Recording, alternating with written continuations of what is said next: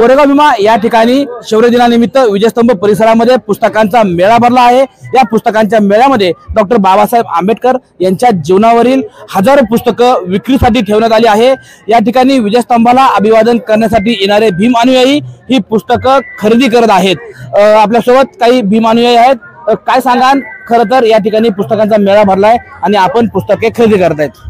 Actually पुस्तक हे जीवनामध्ये पाहिजेच असतं, कारण ज्याच्या घरी नाही पुस्तकाचं कपाट ते घर कधी येऊ शकतं भुईसपाट। बाबासाहेबांनी पुस्तकाच्या जोरावर अख्खं विश्व असं अचंबित करून टाकलं आणि त्यांना एक पदवी भेटली, सिम्बॉल ऑफ नॉलेज। आणि आजही ते सिम्बॉल ऑफ नॉलेज सारखेच, म्हणजे जसं शुक्र तारा आजही चमकतोय तसेच बाबासाहेब आजही चमकत आहेत, पुढेही चमकत राहतील आणि आपला समाजही चमकावा त्याच्यासाठी ही पुस्तकं वाचणं गरजेचं आहे। बाबासाहेबांनी अनेक ग्रंथ लिहिले।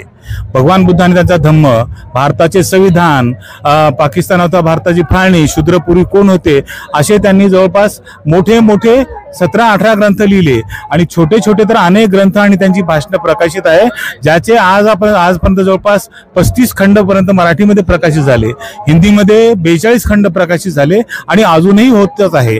या सगळ्या पार्श्वभूमीवर बाबासाहेबांनी तो जो मंत्र दिला होता की ज्ञानाचा प्रसार सगळ्यांच्या याच्यामध्ये झाला पाहिजे। बाबासाहेबांचं चरित्र, फुल्यांचं चरित्र, भगवान बुद्धांचा धम्म, भारताचे संविधान आणि माझी आत्मकथा अशासारखी पुस्तकं मोठ्या प्रमाणात विकली जात आहेत। याच्याशिवाय भारताच्या इतिहासाच्या बद्दलचा जो बौद्ध इतिहास आहे त्याचीही मोठ्या प्रमाणात पुस्तके विकली जातात। सचिन तोडकर, न्यूज 18 लोकमत, कोरेगाव भीमा, पुणे।